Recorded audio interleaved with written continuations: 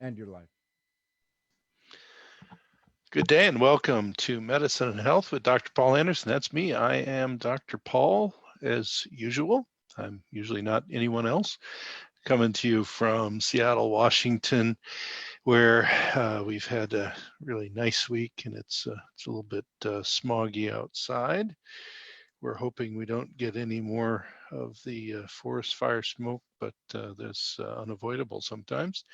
But right now, uh, just uh, just a little overcast. So today on the program, last week we did an intro to the my new book. So if you look above my giant head here, you see there's a blue one there, and there's a white one over here on this side, and then there's some more white ones in the middle. The ones in the middle we just received the author's copies of, so it's really exciting to do that. So if you're watching the podcast, live or somewhere on a video, there's the book. It just came. So I wanted to talk about it in a little more depth because although I wrote the book and I certainly have a lot of information on it, I thought I'd just kind of go through the book and talk about where it came from and a little bit deeper discussion about some of the points than we had last time. The other thing is, if you're listening to this live, this is October 1st, 2020. So if you're in the future, it could be any time, in the future. But the official launch date for all of our online book outlets, whether it's a print book or Kindle, and then later on there'll be an Audible version as well.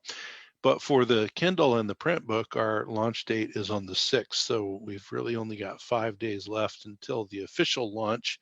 And the book is called Cancer, and then the subtitle is The Journey from Diagnosis to Empowerment.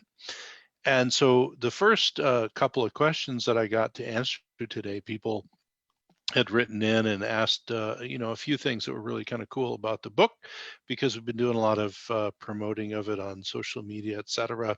And so the first thing was, well, is this like your other book? And so if you look there over my shoulder, the big white book over there, Outside the Box Cancer Therapies that Dr. Mark Stengler and I wrote, that particular book has been out now for just a little bit over 2 years, and it has been translated in a number of languages, and it's in other countries. And we're very pleased and proud of that particular book. It is a unique book in that it talks about, its name is Outside the Box Cancer Therapy, so that's the focus is, what do we know about from science beyond the standard sorts of therapies, which certainly can be useful in some cases, but things like surgery and radiation chemotherapy. Is there anything else? Are there ways that we can make those therapies work better? What if my doctor tells me I can't get those therapies because I'm, too sick, or I'm too old, or I reacted badly? How do we deal with that? That book is all about the therapeutic side of cancer and what to do and how to improve your quality of life and outcomes with the that part of the cancer journey, the physical cancer journey. And in that particular book, one of the things Dr. Stengler and I did that was very specific was we put references in for everything that we talked about with regard to therapies, because in North America, it's a little bit newer of a concept to do integrative oncology type therapies. And so we wanted to make sure our colleagues in what we'd call standard oncology were able to look at the research and the science behind what we were doing there. So whereas outside the box cancer therapies is really, let's say, excuse me, oh my, well, that'll make some good TV. I don't know what came over me. Maybe it's the smog. So while outside the box cancer therapies is about those treatments and what do you do, to help improve your standard treatments, what sort of other treatments are available. The thing that we really talked about a little bit, but we didn't, of course, there's only so much you can put in one book, we didn't have the space to get into in a super deep amount was what I would call the internal or the mental emotional journey that you go through when you get diagnosed with cancer. So the new book that just came to me, and it'll be coming to the world in 5 days on October 6th. The new book is my work to write about that, the internal mental emotional journey. And the thing that I think is important about that is, just as what you do for your body physically and your cells physically with respect to cancer is terribly important. It's important for dealing with your cancer. It's important for your quality of life and probably your quantity and length of life. So is what you do for your mind and your body, or your mind and your body and your spirit, depending on how you like to look at those things. That is equally as important, because the way that the mind and the body are connected, you have this very grand and elaborate filter that everything goes through. And so the mind, you can't be thinking of and feeling about a particular topic in a certain way and not have your body kind of follow suit. So when we were working with the publisher on the, what are we going to call this book? Because, they were initial, working titles that weren't really working out for us. The idea to call it Cancer and then the journey from diagnosis to empowerment, it really is about that journey from, oh no, I have cancer. And then you get all of these feelings that wash over you. And some people never get beyond there. But there is a journey you can go on that goes from all of those feelings washing over you all the way over to feeling and being empowered as a patient or as a caregiver and a loved one. So the first question that I got sent in via email was, can you tell me, is this book written for doctors, or is this for patients, or is this more for the friends and family of a cancer patient, or is it for everybody? Well, purposely wrote the book at the level of and focused on anybody who needed to read it, meaning it's really for people who have cancer or those who are supporting them, their loved ones, their family, coworkers, etc. And the reason for that is that somewhere between 1 in 2 and 1 in 3 people in their lifetime will experience cancer of one kind or another. So it's not an unusual thing to have happen. And with those statistics, it's either going to affect you as the patient with cancer, or it's going to affect somebody that you love or care for or work with, etc. And so the purpose of this is to look at that from the point of view of either you as the patient or the person who is the loved one and the caregiver. Now, just like with outside the box cancer therapies, there's a lot of doctors that are obviously interested in the information as well. There are a lot of doctors that deal with patients with cancer, and I've had a lot of really good feedback from doctors around North America that I had do some pre-reading of the book and take a look at it from the point of view of, does this match your experience? Do you think this is good advice for patients? And a lot like outside the box cancer therapies, the book is destined to be in some cancer clinics now as a resource for people. So it's really written for you, the patient, or you, the caregiver and loved one, but anybody, of course, can read it and gain benefit from it. The next question that came in that was also really good, based on the book over my shoulder there, Outside the Box Cancer Therapy, somebody said, well, so is the new book like Outside the Box Cancer Therapies in regard to it having a focus on integrative medicine or integrative therapies or alternative therapies or naturopathic medicine or any of those things? And the bottom line of the new book is no, it's not, because the mental emotional experience that you as a patient or a loved one have around cancer is universal. It doesn't matter what kind of treatment you're going to do or not do, or what's available to you or not, as far as the, cellular, physical part of the cancer journey. What I was writing to here was whether you are, let's say, a more standard patient who is diagnosed and you have a very particular treatment protocol where you're going to go and you're going to have surgery, and then you might do some radiation or say some chemotherapy, and then you might do some things to heal up, or whether you are diagnosed really late and they tell you, with your kind of cancer, the therapies would just be too toxic and dangerous for you. So we don't really have a lot of therapies to offer you at this point, or whether you're somewhere in between, or whether you're deciding to do a lot of integrative treatments. It's all the same when it comes to the mental, emotional impact of that cancer on you or your loved ones. So the book is really written for anybody who has cancer. It's I like to say it's agnostic of how you're going to treat your cancer, because the point that I wanted to make in the book, and this is based on decades of just sitting with people who are cancer patients and their family and working with them on what do we do to try and wrap our mind around the fact that there's this cancer as part of our life? How can we more appropriately and in a better mental, emotional, healthy way deal with this diagnosis? And then, the book tries to answer some of the other questions, like, does any of that really make any difference? Does it make why would we care? Does it really help to become more empowered as a patient, or to help be the kind of caregiver or loved one who empowers somebody as opposed to disempowering them? And the short answer is it really does make a difference. It's a huge difference, both in the way that you experience the diagnosis and all that goes with it, but also in the quality of life that's available to you.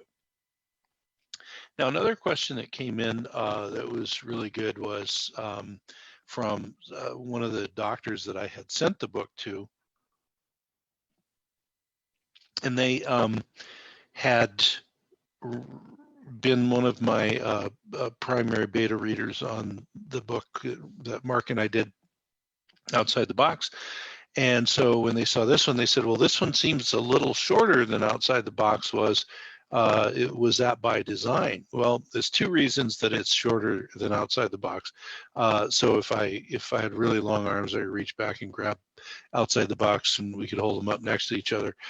One reason is in Outside the Box cancer therapies, the last about this much of it is all references that are put in. And so a lot of the pages are scientific references in Outside the Box. That made it bulkier. The other thing was that we took a lot in the 10 chapters, and we went pretty deeply into different areas of cancer therapy and how they work on your body, how to make them more optimal, etc. And so that book is a little bit more like an encyclopedia.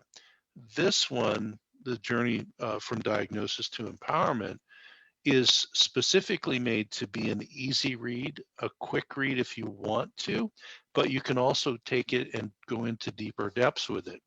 And what do I mean by that?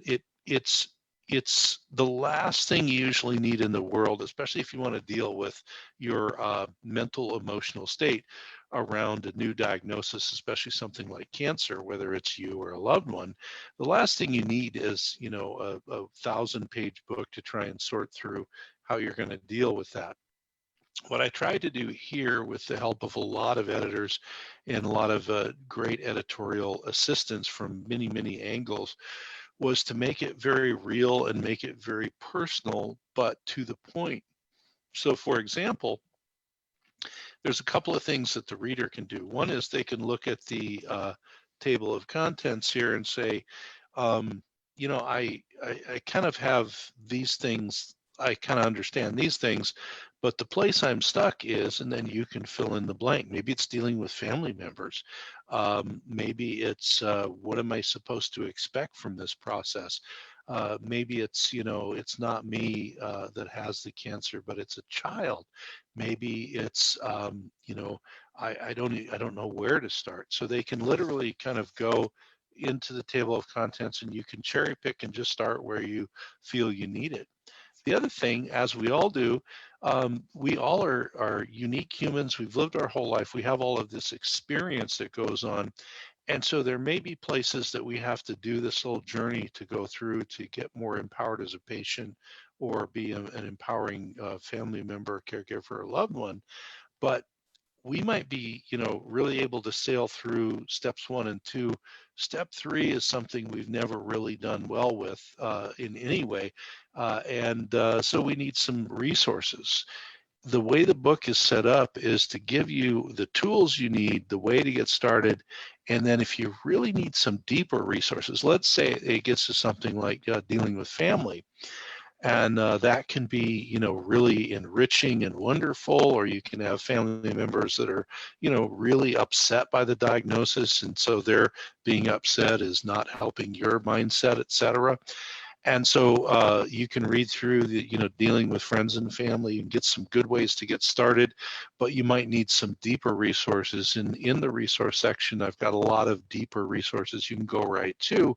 And with the internet, it's easy to get to most of those things, and you can really see. There are some other things. For example, there's some really great books that dovetail in with the process of moving towards empowerment. One, for example, is the book by a colleague of mine, Samantha Brody. We had her on the radio program one time, and her book is called Overcoming Overwhelm. And she was able she published that book about 1.5 years ago, I think, maybe 2 years ago. And she goes through taking you to how to organize and clarify things in your life so that you have a way to have a purpose, and a focus, etc. And the reason that dovetails well is sometimes that's where people get stuck. They've been doing things for everybody else around them. Now suddenly they're very ill, or they have a very ominous diagnosis, and they have to work through that to kind of make themselves a priority. So there's many, many things like that. So the purpose of the book being smaller is it's easier to read, it's fast read. You can give it to family and friends or other cancer patients who maybe don't like to read, and it takes you through easily. Another one of the reviewers that I sent it to sent this question and said, I really was intrigued by the way that you used the patient stories as you wrote each chapter to illustrate the benefits of going on this journey towards being an empowered patient or caregiver. Where did that come from? Well, there's two groups of stories from patients that I have. So one is a juxtaposition of two people, and they're named, not their real names, of course, but they're named Bob and Gia, and they're patterned after people that I had as patients over the years. And what I tried to do with these two people, Bob and Gia, is compare and contrast somebody who takes this, really earth-shattering diagnosis and works their way through it and gets help and moves forward and becomes empowered, versus somebody who gets stuck, which is very common, is human nature. People get stuck. And the other person stayed really in that state of being stuck, being angry, having a lot of negative emotions, and tell the story of how they dealt with these things as they go through these different parts of the book, and really how that affected the outcomes with their cancer and their quality of life, etc. So I thought that was very, very very useful, and the reviewers really did like it. Now, there's a second place where the where patient stories come up, and this might have been also what the reviewer was asking about.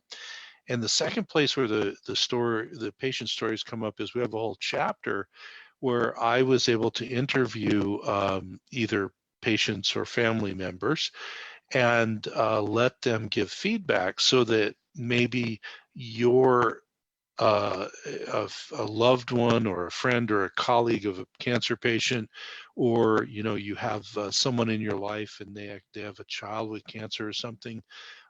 These people who were very brave to put their stories in, they allowed me to use their names and everything just as is. Um, they really lay out some wonderful ground rules for how to interact with somebody who's got this diagnosis. What's going to be the most helpful? What sorts of things are going to be areas where you want to enhance, and what sorts of things are going to be areas you don't want to get into? You want to, not go down that road with somebody who has cancer. Or has someone in their family with it. And so they were really great because, the whole book is advice, and it's advice from me as a doctor who's dealt with people with cancer for a long, long time. So I've been in the middle of it. But this is advice that's a little bit more personal, even because it's advice from the first person experience of, for example, you are hearing from someone whose child has cancer, and how to deal with that, and what they felt were the best things, to do to help the family. What are the things you don't want to do? Also, from adult children who are caregivers of a parent who had cancer and went through the process and the journey. What's that like, and how do you support those people, and what's the best way to interact with them? And then direct adult patients who have cancer, and again, what are the things that they appreciated when people interacted with them about? What are the things that they didn't appreciate? So those things, there's no, you can't beat experience when it comes to that. And again, a million thanks to everybody who contributed for that particular chapter. Now, another thing that came up, somebody that we, as I said, it was a few days ago, we got the author's copies with, if you've not written a book, when the book first is going to come out, they send you an author's copy or copies. And so they sent us a box of them, and you can give those to people to do reviews as well. And so as I had a couple of local people lined up, I was able to get these copies to them rather quickly. And somebody said, well, I see that you have a foreword written by Dr. Bruce Lipton. Isn't that the same person who wrote The Biology of Belief and a number of other books? And it's true. Yes, it is. And I was and still am extremely honored to have Dr. Bruce Lipton write the foreword to the book.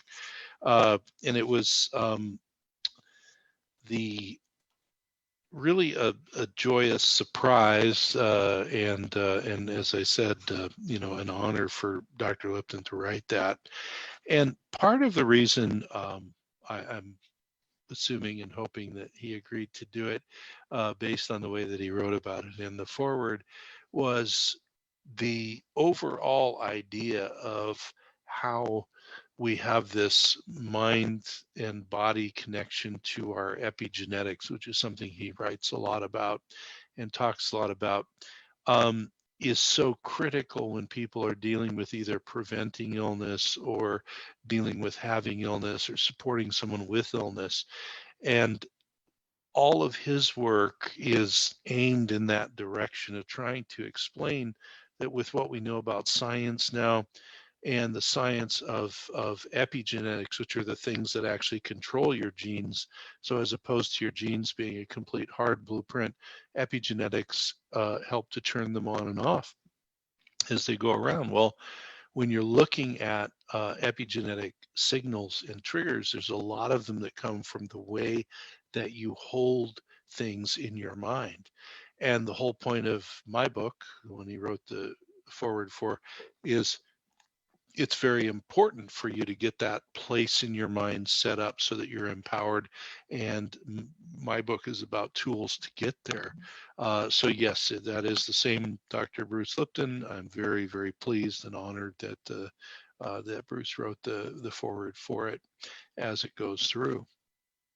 Now, there's also a couple of other specific questions. So one of them, because you don't, unless I happen to have sent a book to you and you're listening to this, you probably don't have the book in front of you. But let's just take a particular chapter here. So chapter 2. Chapter 2's title is I Have Cancer. I feel lost, angry, confused, and so much more. And down below that I wrote, you just got some of the worst news a human can get. You're normal. So chapter 2 goes through a little bit about Gia and Bob, and talks about them and talks about how they dealt with their initial diagnosis and the shock of that, etc. And then it gets into, well, okay, so Gia and Bob are real people, but they're a little bit fictionalized. How does this help, or how does this guide me as a patient or as a loved one or a caregiver to start to move from the shock that I have towards being more empowered and towards having a better mental emotional place in my mind for everything? Well, it goes through, and the first thing I do is kind of break down, okay, this is what we see in those stories that relates directly to what I see in people in real life who have these diagnoses. And then one of the things that worked with the editors on, which was a really wonderful idea, and I had hoped that this is the way we would do it, is each chapter at the end has a little shadow box. And again, this makes the book easy to read, and you can just go right to the shadow box if you want. But each of the chapters has a next step shadow box, and basically it says, well, okay, what are the next steps? So one of the things that I do to try and help is to just put some framework around all of this, is to talk about the stages of grief that Elizabeth Kubler-Ross brings out. Now, stages of grief are, relating to loss and that sort of thing. And so people say, well, is a cancer diagnosis the same exactly?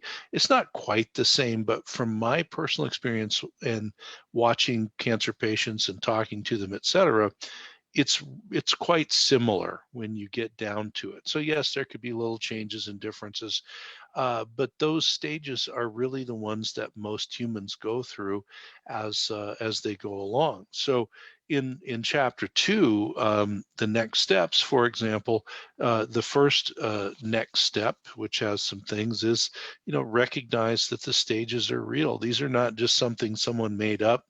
If you've gone through anything, whether it's a loss, a big change and a shift in your life, anything that's very emotionally taxing on you, you'll notice that these stages really hold true. Now, we'll talk about how they're not the same for everybody. So some people have more of one and less of another or whatever, but they really do hold true. So the first thing is, recognize that these stages are actually real.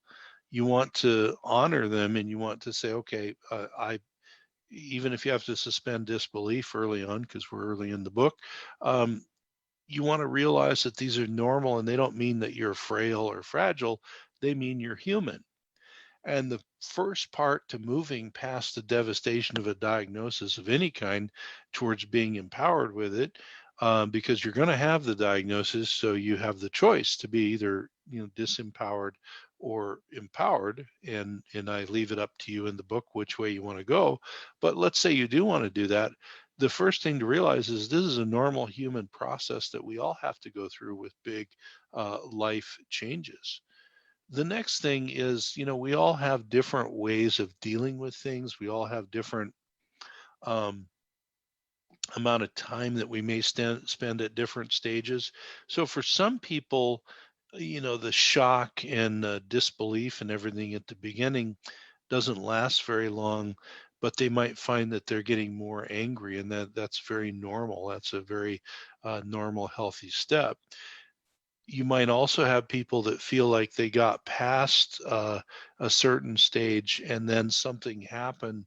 A lot of times what happens with patients who have cancer or family members is they're going and they're getting treated, and then suddenly they get some bad news, like their tumor markers went up, or there's some metastases or something, and that kind of thing can throw you back. And so you might have to actually kind of cycle through a part of the process again. That's totally normal and fine. So trying to break this down in the book and say, look, this is normal. It's also normal to sometimes recycle through some phases, but the real important part is that you do something about it and you wind up moving forward. That's very, very important. The next big step that I list is you need to know that however you move through them, it's your way, it's nobody else's way. And so while there is an outline and there's a way that we lay out in the book to talk about how best to navigate all of this, that doesn't mean that you can't do it your own way. This is a construct through the book, whether you use the stages of grief or other words for them, it's a construct through the book to help you navigate and not miss parts, and so that you are just open and honoring of things as they go along. Very, very important. The next big step is know that close supporters and loved ones are going through their version of all of this as well. And that's an important thing to keep in mind. So if you're the patient, obviously you have to focus on you, and that's important. But you also need to understand people may react to you because they're unsure what you're thinking, how you're doing. And while it's not your responsibility to, take care of anybody else's emotions, etc., it is good to remember that other people need help as well, and other people are going through this shock. Or if you are the caregiver or loved one or coworker of somebody who has cancer, that is, it demystifies what's going on in the mind and the body of the person who you care about. The next thing, which I think is very important, because I've heard this from a lot of people, and that is that recognizing that acceptance in this schema of going through these stages is not resignation. You're not saying, "Oh, well, I accept I have cancer in this case, and that's it for me." That's not the point of acceptance. The point of acceptance is accepting that all of the steps that came before, whether they were disbelief or bargaining or anger or whatever it is you were doing, those were normal. But you're accepting that I have this issue within myself, or my loved one does, or my friend does, and while I wish that they didn't have this going on, I am also logical enough to say, this is going on with them or with me. And so what do I do about it? So as opposed to being accepting and then resigning to your diagnosis and letting the diagnosis just wash over you, what you're really doing is accepting that, yeah, this is a process. It's an important process that I'm going to go through, and I am going to continue to move forward and become empowered. And I accept what's going on with me. And then the next step in that chapter is, to find outside help if you need it. We give some ideas about different types of providers and helpers that can help you as you go along. Now, not everybody does this. Probably would be great if we all, whether we have a bad diagnosis or not, get help from time to time, talk to people who can be objective, do things of that nature. But when it's something like this, whether it's you're the spouse of somebody with cancer, or you're the patient, or you're a friend, it's a lot to deal with, and sometimes you can get lost in the weeds. Now, the purpose of the book is to help you kind of see where the weeds are and move forward and move towards that place of being more empowered from whichever side you're coming from. But there are times where things are just so overwhelming, because we never just come to something like this, like a diagnosis, et cetera, out of the blue. We've lived our whole life, and that life might have included other tragedies, other upsetting things, and all of that have really taken you and kind of knocked you down a peg. And now here you're going through this new thing called cancer, and that's throwing you off as well. So outside help can be very important, and we want to destigmatize the idea of getting help when you need it. Now, other things that have come up were, I got a couple of bits of feedback, this week again, as I've sent the book out for people to read and review. And like I say, the healthcare providers that deal with patients with cancer, and I think it's likely because those of us who do that, we all have similar experience. We don't have the same experiences. We all have similar experiences to, it's not so much the people that do really great and have, they figure it out and all, but it's our patients that are having trouble and they kind of do get stuck, and the mental emotional side gets really heavy, and we as the provider might be focused on, as I say, the physical biochemical part of the cancer problem, and we might not be able to get deeply into the mental emotional side. So maybe that's not what we do.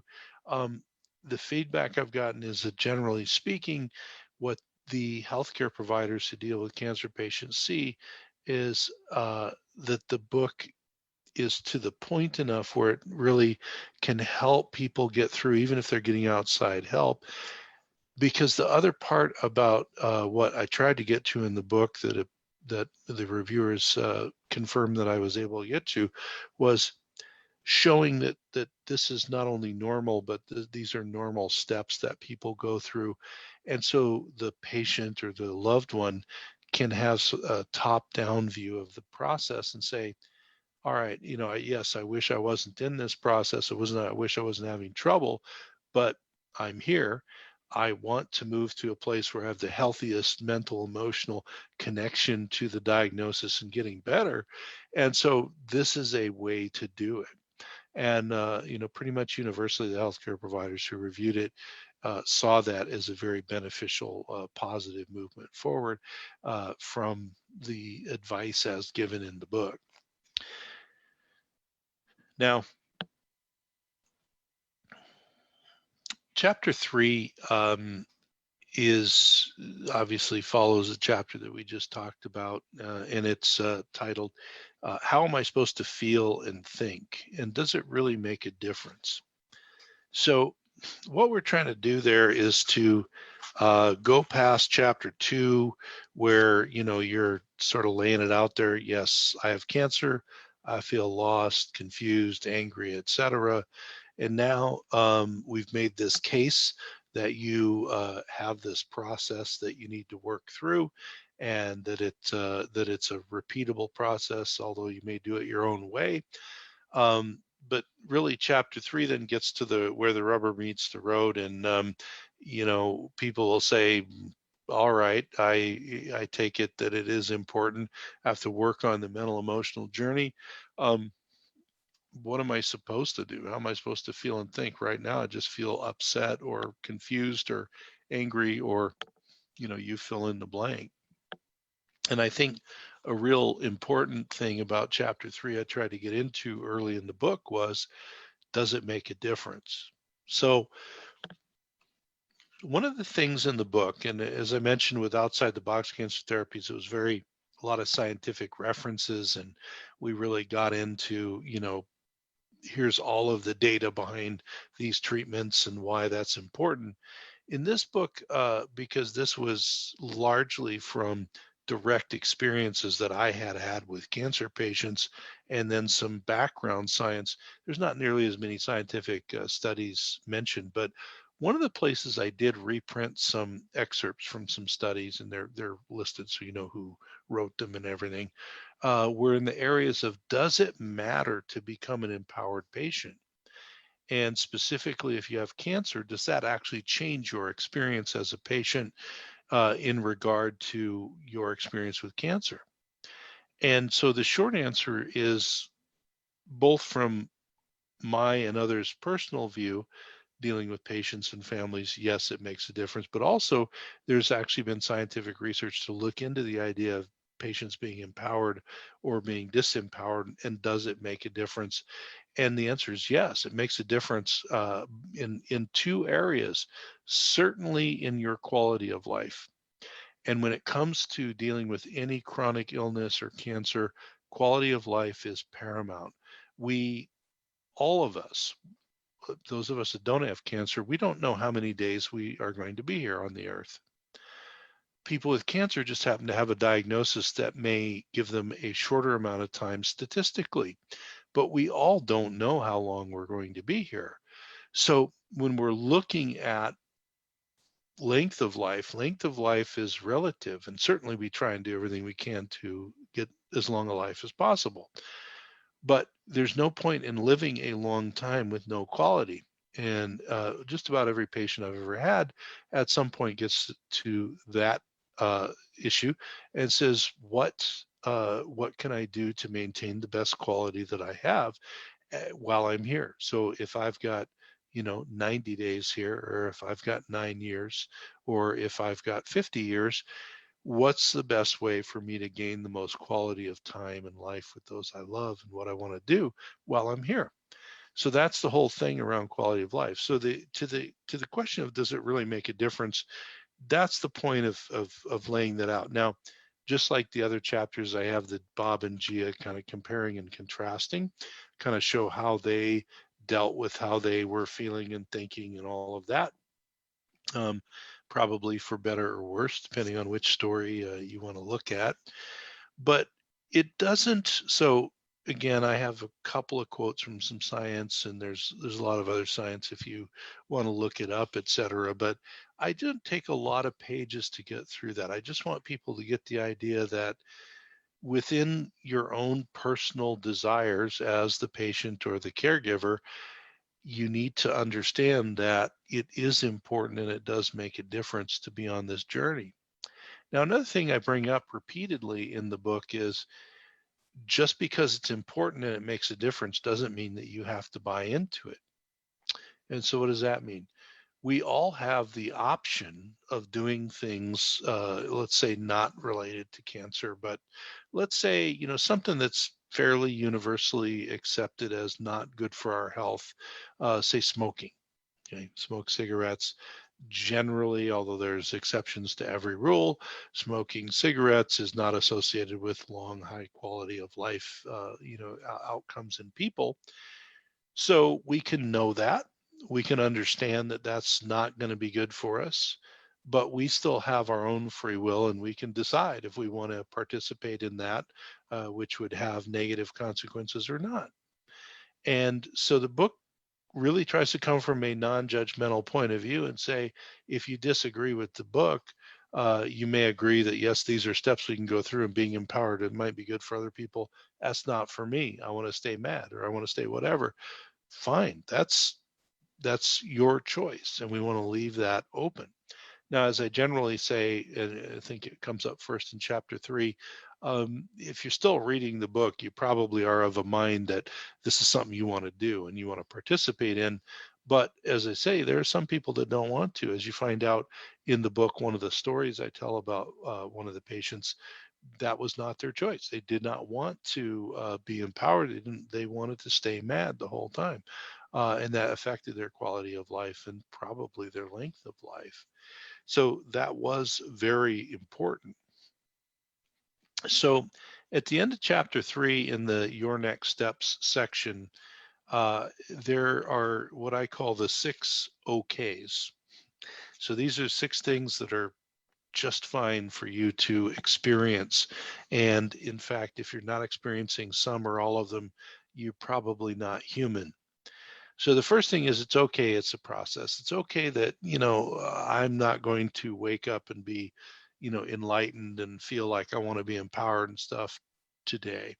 I just got a bad diagnosis, or my family member did, and I'm a little bit, thrown off by that. It's okay that we've got this process. It's also okay that you go at your own pace and you get to decide, you know. It's sort of like some people decide, to change their diet, And some people do it all overnight and their diet's different in the morning. Other people, they take a couple of months and they kind of do it in increments and do stuff differently. It's your choice. It's what you want to do. And the most important thing, as I keep bringing out throughout all the chapters, is it's not how fast you do it. It's not even what order you go in or any of that. It's that if you want to become an empowered patient or caregiver, that you do it, that you go through the process faster or slower. The third okay is it's okay to take longer in one area than another. I have literally had people where they were, they had a little bit of anger, a little bit of confusion, and that didn't last very long, but they kind of got stuck with denial, or they got stuck in another stage. Everybody's got a different way of doing it. And again, the point is it's okay. You just want to remember that the big picture is that we're dealing with these things as they come up, and then we're going to move forward. And if we have to go back and revisit something, that's fine. We do it. And that brings up the fourth. Okay, it's okay to go back and relive a stage. Very, very common, as I said earlier. You get a reversal, you get some bad news, some other thing happens in your life. Because one thing that we all find out is once you get a cancer diagnosis, your life doesn't stop. You still have bills, you still have your job, you still have family, friends, you have everything else going on. Things can happen that throw you off in the process, and that's not only okay, it's normal. And you just have to be mindful that it's still okay.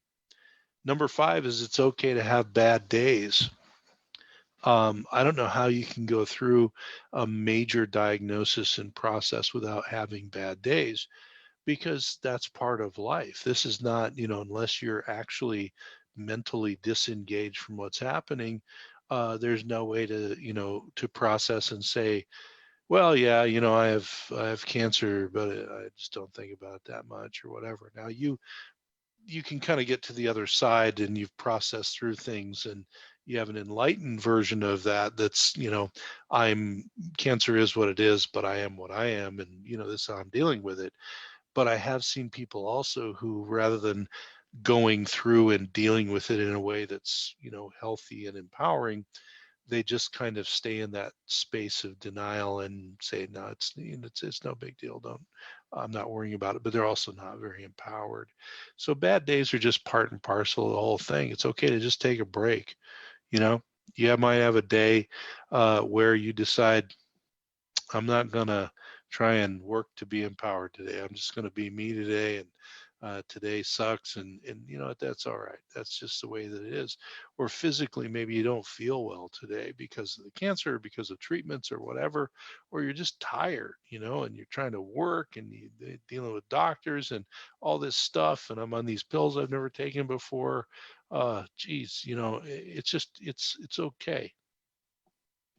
And the sixth and final okay is it's okay to want to give up. That's kind of common. When you are dealing with a process as deep and as heavy as a diagnosis of cancer for you or someone you love, there are days where it's not only a bad day, it's just days where you want to say, the heck with it and give up. And the point of all that is sort of like with the bad days, it's not that you want to give up and just quit and pack it in, or do yourself in or whatever, because those are all normal thoughts people have. But it's okay just to have a bad day and decide this is overwhelming.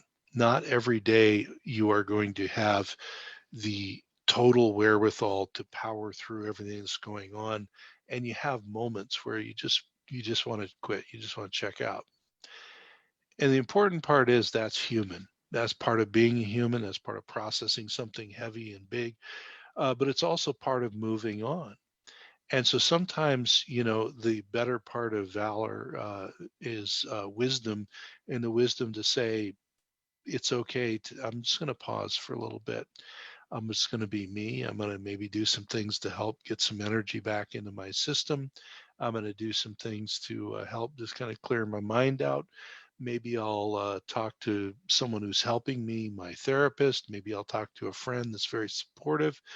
But I'm just going to put everything else on pause and realize that my desire to quit doesn't mean I'm actually going to quit, but it means that I'm in a real fragile place, and that's okay. It's totally okay.